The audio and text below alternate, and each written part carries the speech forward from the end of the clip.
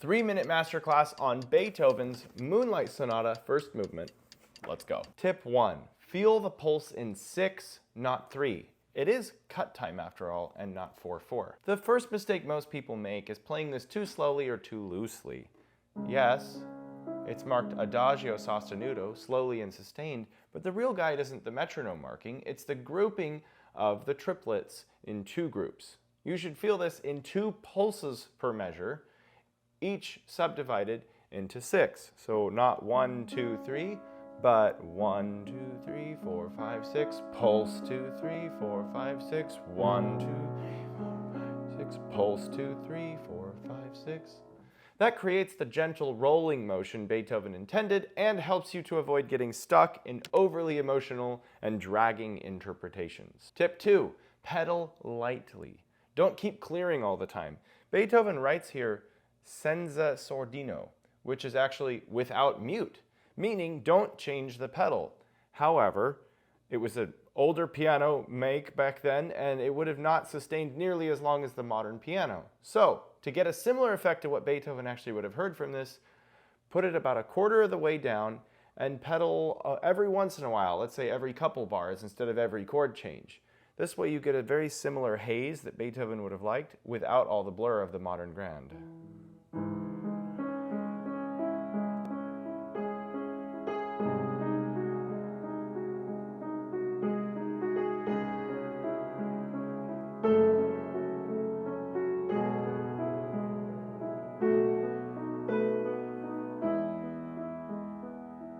And so on. Tip 3, let the left hand bloom. Don't lock the wrist. These left hand octaves may seem simple. However, they require a special kind of control.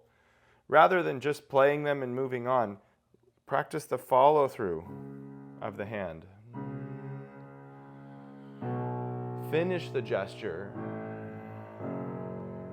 So each chord blooms in combination with the pedal. And even practice the legato connection. So for example, play the 5, switch to 4.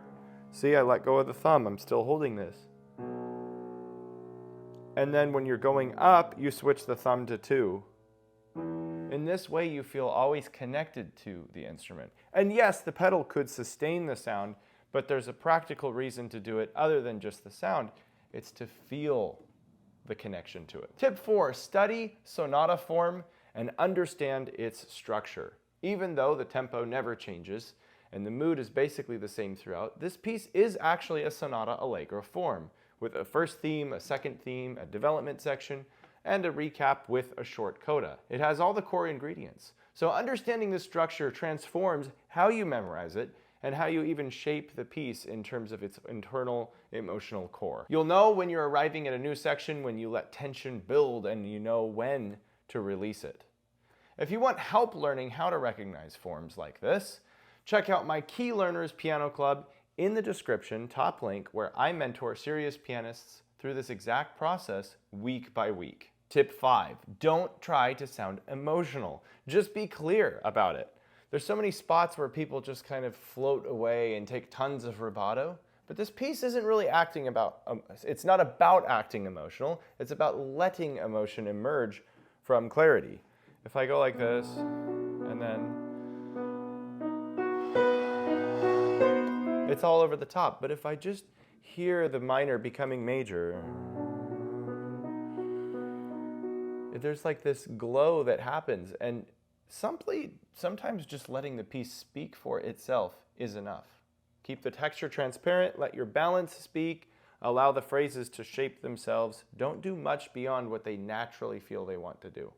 The most moving interpretations are often not the ones that try the hardest, they're the ones that say the most with the least. Again, if you would like to dive deeper into concepts like this and learn how to develop interpretations and structure your practice, check out the Key Learners Piano Club below.